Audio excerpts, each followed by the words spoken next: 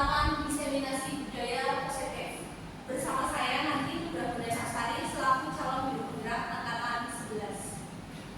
Ibu-ibu yang kami hormati, sebelumnya saya ucapkan terima kasih yang sebanyak-banyaknya atas kehadiran ibu-ibu sekalian pada kegiatan pagi hari ini, sudah bersedia memenuhi undangan dari kami di tengah kesibukannya ya, banyak sekali kegiatan di SMA juga, tapi ibu-ibu sudah bersedia untuk hadir bersama kami di sini untuk belajar bersama. Seperti itu. Kemudian sebelum acara kita mulai, alangkah lebih baiknya kita berdoa dulu bersama-sama menurut agama dan kepercayaan masing-masing. Monggo berdoa dipersilakan.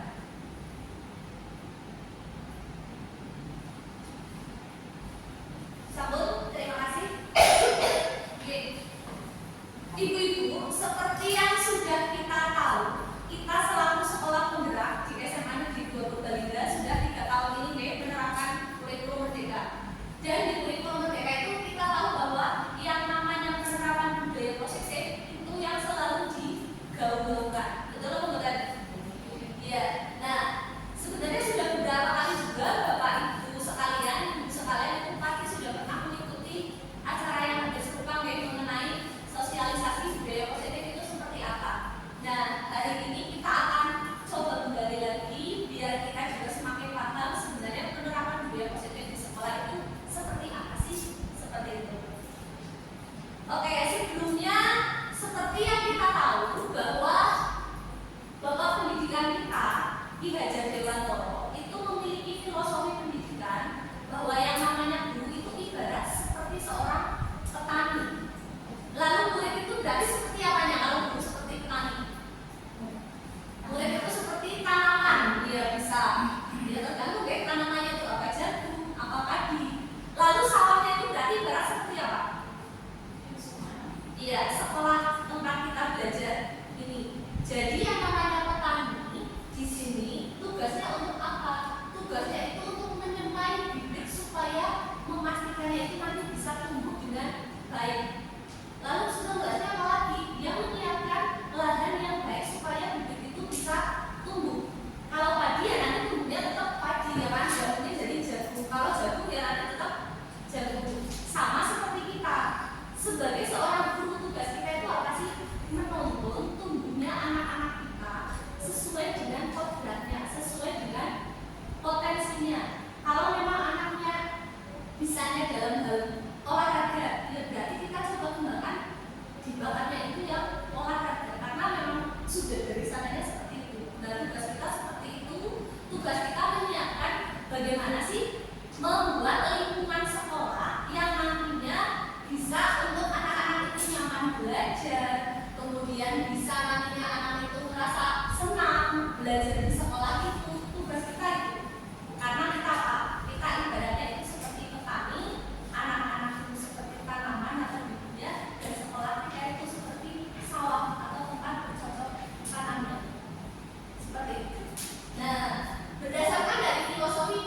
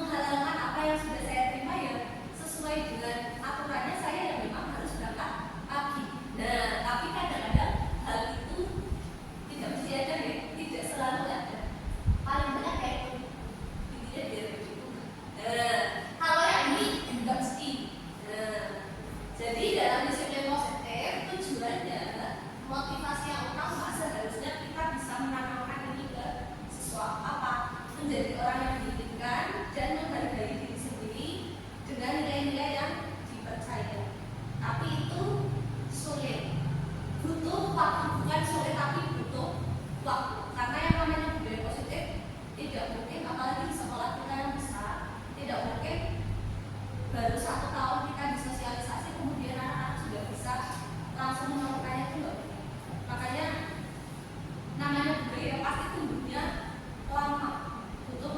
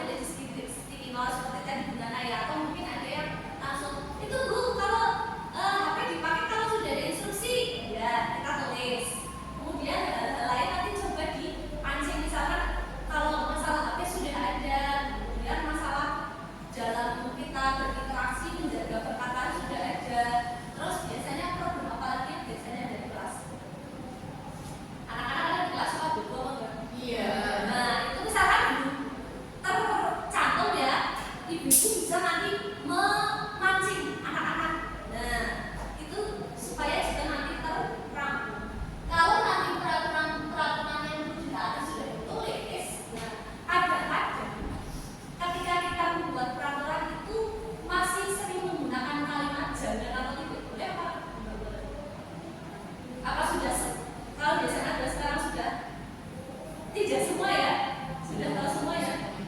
Ya, kadang-kadang ketika membuat keyakinan kelas atau kesepakatan kelas, ada dari kita itu yang masih memakai kata tidak boleh jalan. Nah, sebetulnya kata-kata seperti ini dalam budaya positif itu tidak boleh dipakai. Jadi kita itu membuat kalimatnya, kalimat yang kira-kira memotivasi mereka itu dengan nada yang positif atau kalimat positif. Lah nanti setelah kita nulis peraturannya yang mau disepakati apa saja, kalau terdapat kata-kata tidak boleh, jangan, lalu langkah yang kedua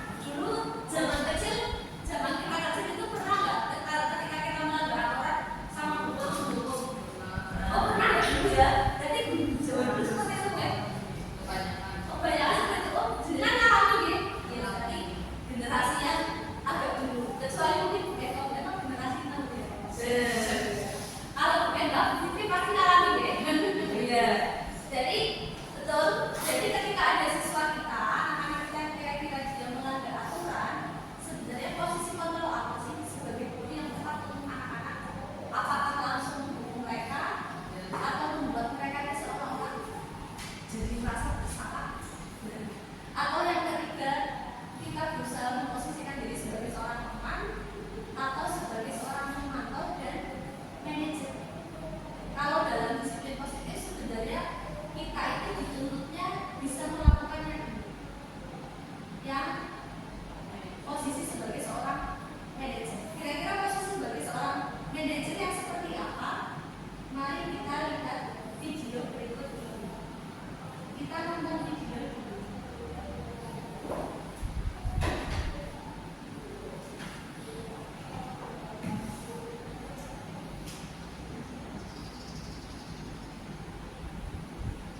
Nanti dari video ini kita AUX mode. posisi kontrol sebagai seorang guru ketika menghadapi anak-anak yang bermasalah. Silakan menonton dan merefleksikannya.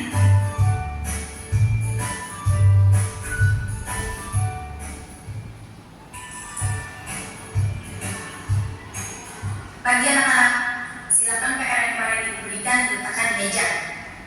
Anton, kamu sudah mengerjakan belum? Belum mengerjakan saya, Bu. Kamu selalu ya mengerjain PR. Sekarang kamu duduk di depan, lalu tulis. Saya berjanji tidak akan mengulangi lagi. Saya berjanji akan berusaha menjadi murid yang rajin belajar sampai pelajaran saya selesai.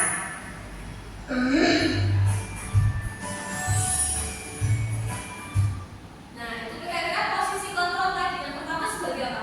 Hukum. Jadi ketika si Anto tidak mengerjakan PR sama guru langsung dihukum, ya. Lalu kita lihat yang ketiga. Pagi anak-anak, hari ini ada tugas. Ada yang belum mengerjakan? Anton, kamu sudah mengerjakan? Belum, Pak. Kamu nggak ngerjain tugas. Kamu mau jadi apa nanti? Kamu lihat sekolahnya sih. Coba bayangkan orang tuamu betapa kecewanya sama kamu. Kamu itu sudah kelas 5. Harusnya bertanggung jawab sama dirimu sendiri. Maaf, Bu. Saya terlambat. Ya udah, nanti jangan diulangi lagi ya. Kalau kamu rajin, ibu senang lihatnya. Ya, lain kali tepat waktu ya masuknya. Tas dulu dong. Kita kan teman. Wah, jadi kalau aku terlambat lagi, apa ya? Ya, tadi yang nomor 2 si Anton sama Pak Guru itu berarti posisi kontrol Pak Guru sebagai apa? Membuat rasa bersalah ya. Kamu tahu kamu mengecewakan orang tua kamu, nah anak-anak jadi jangan saya memang sudah menyakiti hati orang tua saya. Nah, itu posisi kontrol yang kedua, tujuannya biar anak itu tahu. Berarti belum ada motivasi internal ya. Lalu yang ketiga tadi dengan guru, posisi yang ketiga teman ya, udah besok jangan kayak gitu lagi ya. Nah, tapi dari posisi teman ini kira-kira ada kekurangannya nggak? Ada. Apa? Tadi yang tadi bilang apa? Oke. Ya, berarti besok kalau aku melakukan kesalahan, nanti aku gimana tadi? Gak dibelain lagi karena gurunya dia tidak mempermasalahkan, dari gurunya memang bersikap akrab seperti layaknya teman. Ya itu udah bagusnya. Apalagi kita anak-anak SMA kan udah dewasa ya. Kita memang kadang perlu memposisikan diri sebagai teman, tapi ya jangan untuk semua permasalahan. Jadi ada juga permasalahannya seperti apa? Lihat sikon. Yuk kita lihat lagi berikutnya.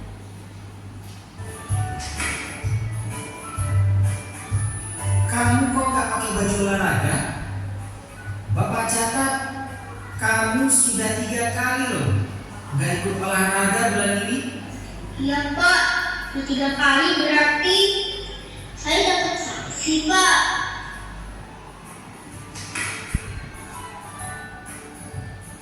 Ini, Bu. Saya mengumpulin tugas. Maaf ya, Bu.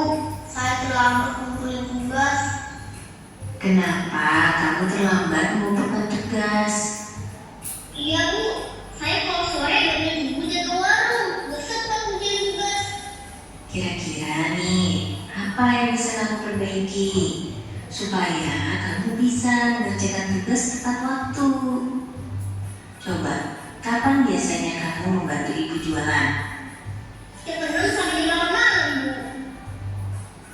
Bagaimana kalau kamu membuat jadwal? Kapan kamu akan mengerjakan tugas? Oh gitu ya, Bu.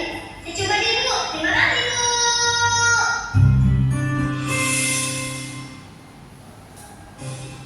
Ya, jadi itu tadi 5 posisi kontrol guru. Tadi tokohnya bernama Anton, dia mengalami beberapa kejadian ya, dan guru memperlakukannya dengan cara yang berbeda-beda. Tadi yang pertama, gurunya langsung hukum ketika Anton tidak mengerjakan tugas. Kira-kira Bapak Ibu pernah dalam posisi itu menghukum anak langsung ketika anak melanggar? Pernah apa enggak? Oh, dulu pernah ketika belum mengenal disiplin positif ya. Ya, tapi setelah kita mengenal disiplin positif, apalagi di sekolah kita menerapkan kurikulum merdeka, itu sudah tidak pernah kita lakukan lagi. Dia dulu pernah langsung dihukum. Kalau misalnya ada anak telat, mungkin sudah dulunya alami sendiri ya, langsung berdiri di pojokan. Seperti itu. Tapi sekarang itu sudah tidak boleh lagi dilakukan. Lalu yang kedua, tadi posisi kontrol guru sebagai seorang pembuat rasa bersalah. Jadi dia kayak menasihati siswa, tapi menasihatinya itu membuat siswa itu merasa bersalah, bukan memberikan kesadaran kepada siswa, membantu siswa untuk sadar, tapi malah seolah-olah itu menekan perasaannya si siswa itu. Lalu yang ketiga, tadi gurunya berperan sebagai seorang teman. Jadi karena mungkin akrab sama si anak itu, akhirnya gurunya ya sudah, gak apa-apa, gak usah kayak gitu lagi. Kan akhirnya gurunya senang, dia bisa main gitu lagi. Itu juga jangan, karena nanti kalau suatu saat gurunya tidak bisa membela, anaknya juga nanti bisa kecewa. Lalu yang keempat lagi sama Bapak Guru, posisinya sebagai pemantau. Jadi kalau posisi sebagai pemantau, nantinya ini nanti contoh posisi keduanya. Kalau sebagai pemantau, nantinya anak-anak itu dia hanya akan sampai tahap, oh ya berarti saya melanggar Pak, berarti saya nanti kenakan sanksi Pak. Sudah sampai itu, dia langsung kenakan sanksi, sudah hanya sampai itu. Tapi guru tidak mencoba untuk menggali, menyadarkan siswa, berarti kamu harusnya besok seperti apa. Ada hal yang dituntut dalam kurikulum merdeka untuk kita sebagai guru itu bisa memposisikan diri sebagai seorang manajer. Jadi ketika nanti anak itu salah, ya kita coba menggali alasannya apa, alasannya kamu berbuat seperti itu. Nah setelah itu kita coba bantu dia, dia ada kesadaran, lalu besok tidak mengulangi lagi. Kalau di segi positif, motivasi seperti itu yang di. Oke, nanti kita nonton video lagi. Ada satu lagi video. Ya, kan videonya apa? Iya.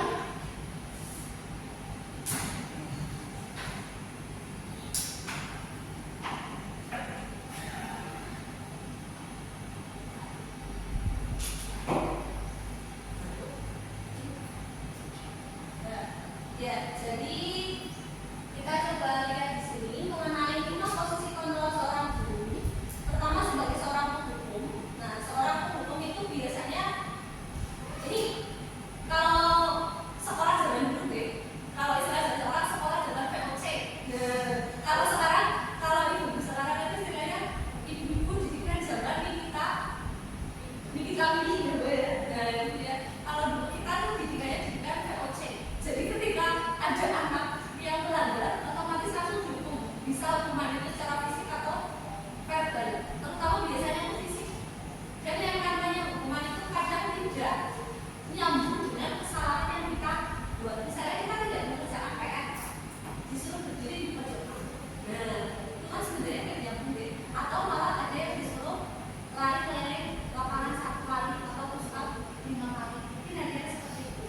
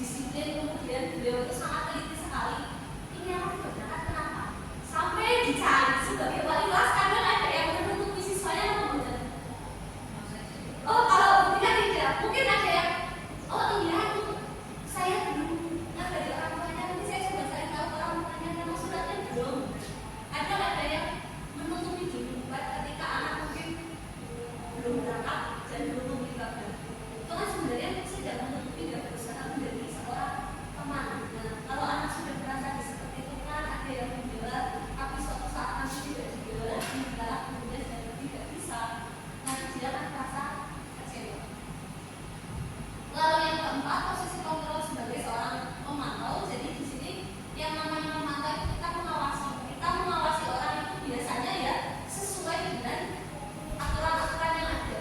Kita punya patokan sebagai pengawas sesuai aturan. Ini kamu perbuatannya sesuai aturan apa? Udah.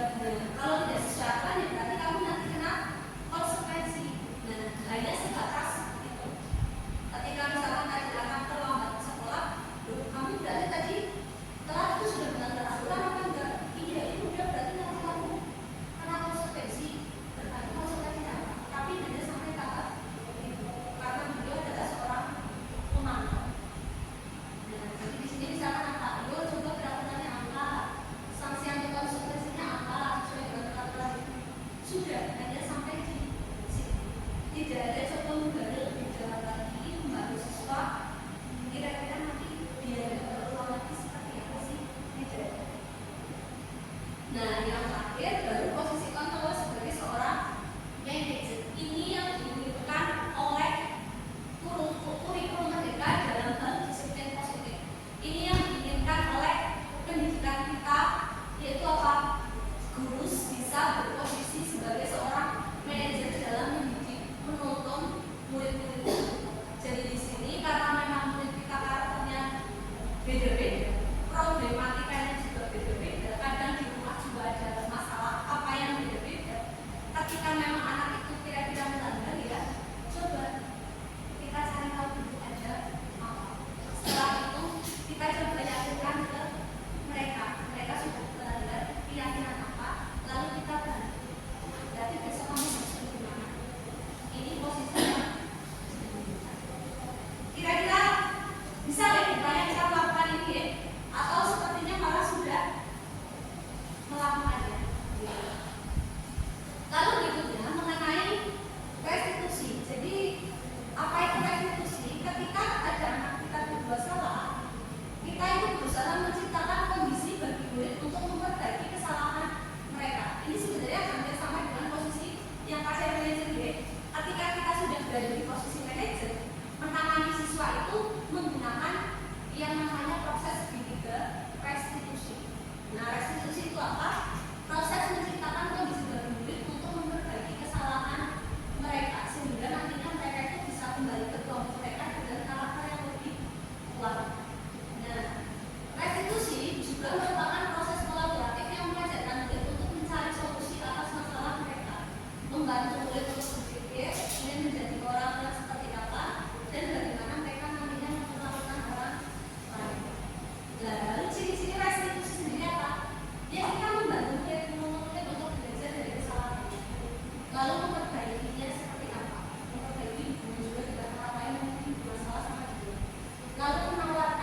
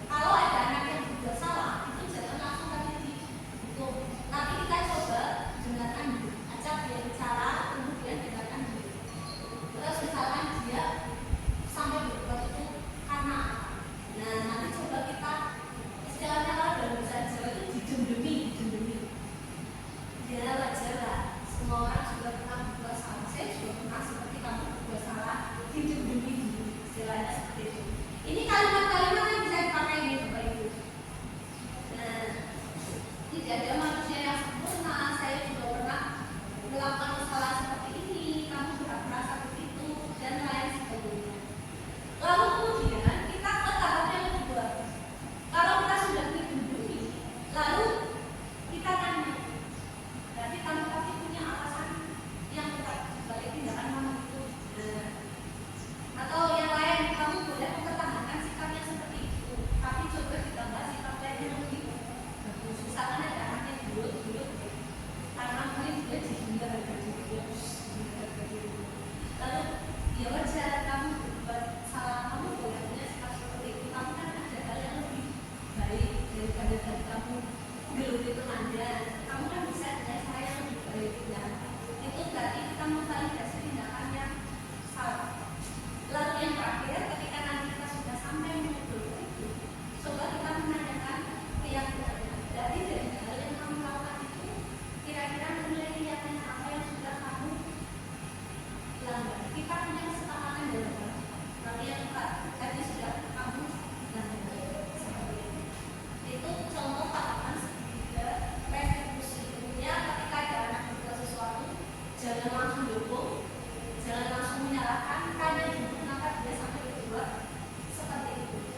Kayak misalnya kemarin ada yang dulu istilahnya ya, itu kan harusnya ditanya dulu kenapa sampai berbuat seperti itu. Dan dari dua belah pihak.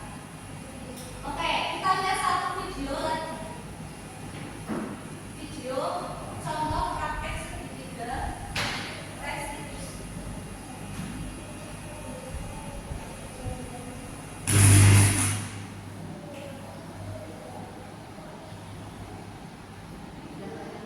Nah, saya perhatikan kamu itu ngantuk ya dari awal, terus kamu sampai tidur di kelas. Padahal biasanya kamu tuh antusias banget pas belajar matematika. Kenapa sih sampai tidur di kelas? Saya tadi malam ambil masuk ke kelas. Bapak Ibu dan teman saya yang kebetulan kami itu sama-sama fans sama Bapak Studi. Pulangnya sampai jam berapa? Saya pulang jam 10 malam. Pulang jam 1 malam. Ini Mas Hendra, yang namanya senang membeli seni itu apa? Punya ide itu apa? Saya juga senang sama seni, punya ide punya. Tapi ya lihat ketika memang besok waktunya sekolah, ya seharusnya kamu mengapresiasi seni, nonton konser dan jangan sampai malam. Seperti itu kan? Ya berarti dari tadi pas kamu tidur di sekolah, kira-kira itu benar apa enggak? Tapi aku kalau misalnya makan itu, saya selalu tidak tidur di kelasku karena belajar kan kewajiban saya. Ya, berarti tadi kamu itu sudah melanggar kesepakatan Bapak di sekolah Bapak. Karena saya mulai disiplinan dan yang kedua itu saya tidak menghargai orang lain. Saya tidak menghargai guru yang sedang menerangkan pelajaran matematika tadi di kelas.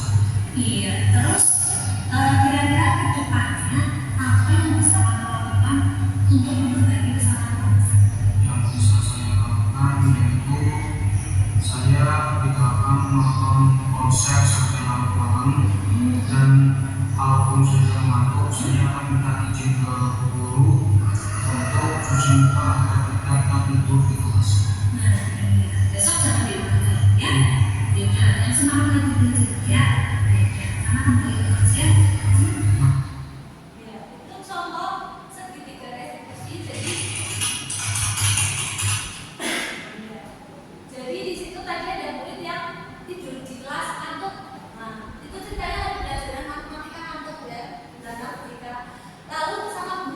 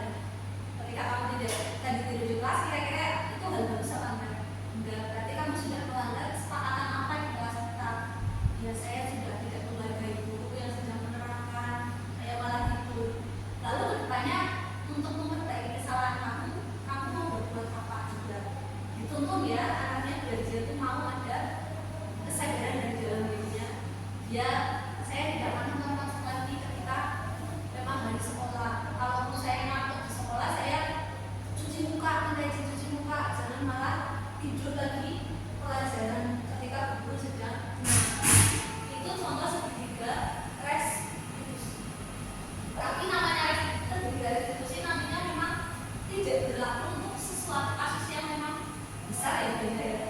Apalagi kalau nanti ketika memang kasusnya mungkin sudah melanggar hukum berkaitan dengan hukum, itu memang tidak bisa pakai segitiga restitusi. Oke, sekarang ini hampir selesai ya Bapak Ibu. Kita coba mengidentifikasi tindakan guru yang ini nantinya hukuman atau konsekuensi yang biasa kita lakukan. Kalau hukuman itu berarti ciri-cirinya apa yang dilanggar itu dengan yang hukumannya tidak sesuai, tidak nyambung. Kalau konsekuensi berarti masih nyambung dengan apa yang dia langgar.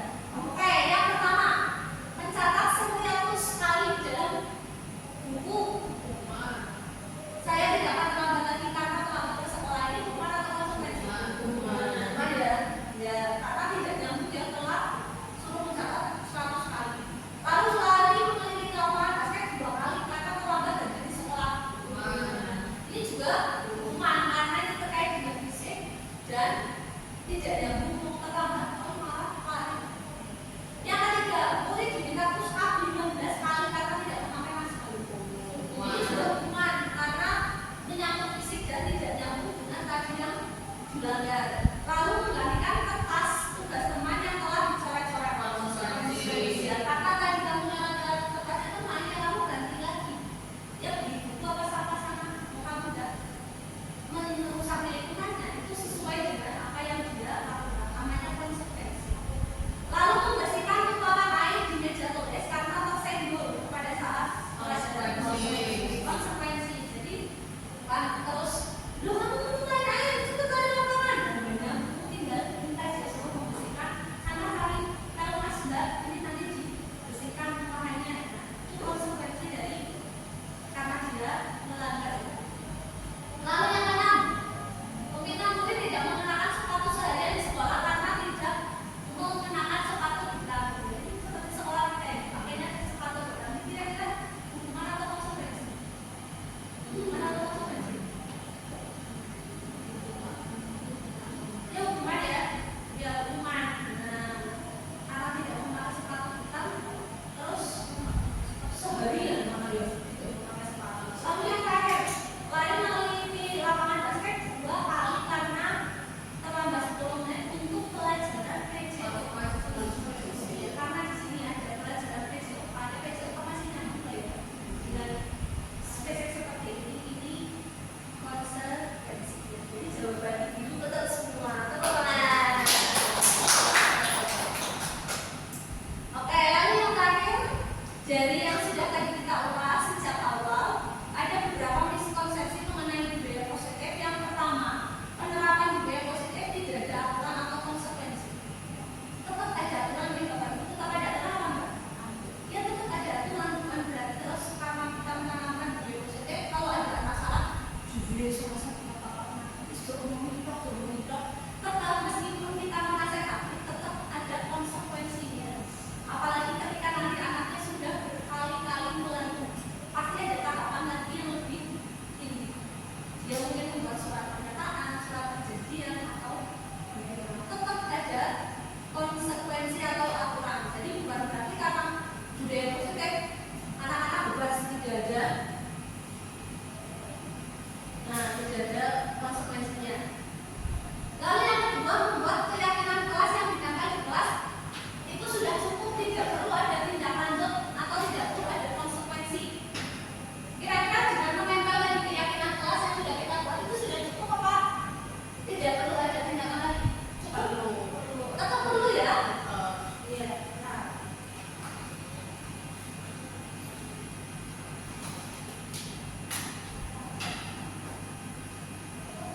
Jadi tetap perlu ada tindakan. Lalu yang ketiga, semua masalah yang terkait dengan budaya positif diselesaikan dengan sertifikat restitusi. Mungkin aku bakal belajar. Ini miskonsepsi ya.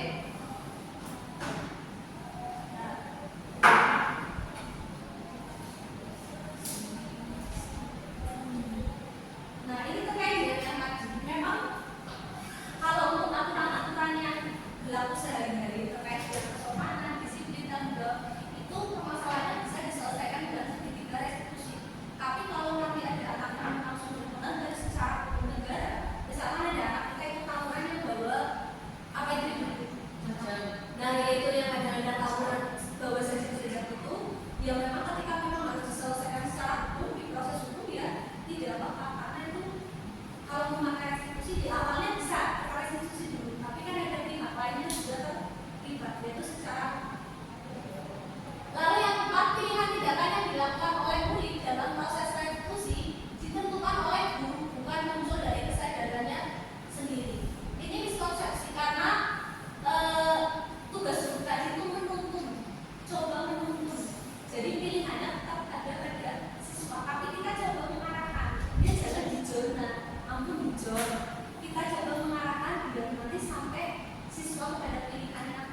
kembali. Lalu yang lain, jika murid sudah mendapat restitusi, maka tidak perlu lagi mendapat konsekuensi dari aturan yang ada. Tetap tadi kita sudah merestitusi itu, tadi contohnya si Canda itu dari bobo di kelas. Kalau memang di aturannya gurunya itu kesepakatan kelasnya, kalau misalnya sedang diterangkan sudah sepakat dengan teman-temannya dia bobo, ada yang tidur ketika pelajaran, lalu sama gurunya mungkin sudah kesepakatan dengan teman-temannya, kalau dia tidur berarti dia nanti maju belajar menerangkan, dia tetap dilakukan tidak apa-apa, karena itu sudah sepakat seperti itu. Oke, terus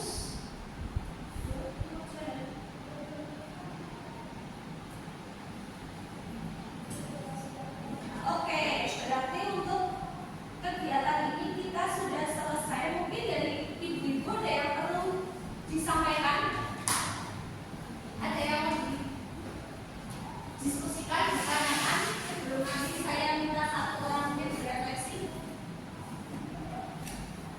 Buatan ibu-ibu sudah mengenali buatan pelanggan. Coba terakhir kita berefleksi bersama untuk kegiatan hari ini. Siapa mungkin yang ingin menyampaikan hari ini kurang lebih selama 1 jam lebih, 1 jam ini ya, lebih sedikit kita sudah belajar tentang apa yang sudah kita alami, pembelajaran apa yang kita dapat, lalu perasaannya seperti apa, dan kira-kira penerapannya setelah tadi kita belajar bersama di sini mau seperti apa. Mungkin ada yang mau menyampaikan, satu orang. Oke, Tika ya, silakan Tika ngomong. Ya, hari ini sudah belajar tentang disiplin positif. Saya jadi tambah tahu, mungkin kalau sebelumnya udah tahu sedikit, sekarang tambah ilmu lagi dari Bonda, bahwa disiplin positif ini tidak bisa langsung berbuah hasilnya seperti itu, karena mungkin karakter anak itu harus dibangun dari kecil ya. Mungkin kalau sekarang sudah merdeka, mungkin 1 tahun kemarin kita sudah mencoba disiplin positif. Mungkin kedepannya akan berbuat dengan lebih baik, itu bisa berjalan waktu. Tapi kita sudah mulai untuk disiplin positif. Kemudian disiplin positif ini juga dari keyakinan kelas, kemudian tidak serta-merta bahwa tidak adanya seperti konsekuensinya ya, tetap ada. Mungkin kalau ada salah ya perlu ada teguran dan segala macam, tapi bukan terkait dengan hukuman. Terus perasaan saya senang bisa ada ilmu baru. Kemudian penerapannya mungkin kedepannya mungkin tadi masih ada keyakinan kelas yang cara penyampaian keyakinan kelas yang mungkin saya masih ada yang keliru. Mungkin untuk kedepannya saya akan lebih menerapkan dari apa yang sudah tadi disampaikan, dan tidak menggunakan kata-kata tidak boleh dan jangan ya secara bisa langsung ya. Mungkin kadang-kadang kita masih ada keluar kata-kata itu gitu, walaupun tidak banyak, mungkin jangan itu terima. Mungkin kadang-kadang kita secara tidak sadar mungkin ada ngomong seperti itu. Terima kasih untuk Iya, terima kasih untuk Tika. Oke, berarti untuk kegiatan kita hari ini sudah selesai. Terima kasih saya ucapkan kepada ibu-ibu yang sudah bergabung di acara diseminasi ini. Terima kasih sudah meluangkan waktunya. Mudah-mudahan apa yang tadi kita diskusikan bersama, apa yang tadi saya sampaikan bisa bermanfaat. Yang bermanfaat monggo digunakan, yang tidak bermanfaat monggo dibuang, karena kesempurnaan hanya milik Allah.